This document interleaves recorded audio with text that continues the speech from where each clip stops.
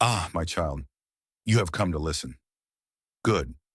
Let me tell you a story, not of another man, but of myself. There was a time when I was young, full of dreams, but also full of doubt. Life was not kind. There were days when the rains did not come, when my stomach was empty, when my feet ached from walking, but I had nowhere to go. I would sit beneath this very tree, looking up at the sky, asking, why does life test me so? One day after a long journey, I was exhausted. I collapsed right here, my back against the bark of this old tree, ready to give up. But as I sat in silence, something caught my eye. A small caterpillar struggling to climb a branch. The wind blew and it fell. Again, it crawled up, and again, it fell. Over and over, until finally, it made it to the top. I laughed, shaking my head.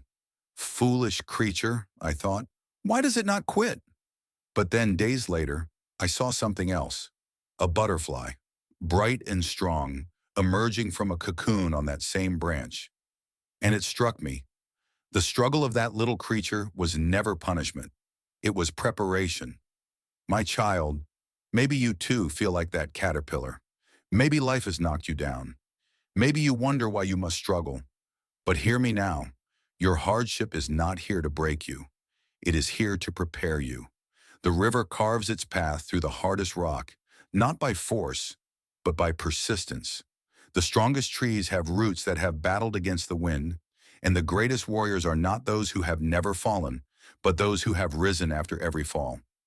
So I ask you, will you see your struggle as punishment, or will you see it as preparation? Because the butterfly only flies after the struggle. Now, if this story has touched your heart, share it with someone who needs to hear it. And when life tests you, do not ask, why me? Instead ask, what am I becoming?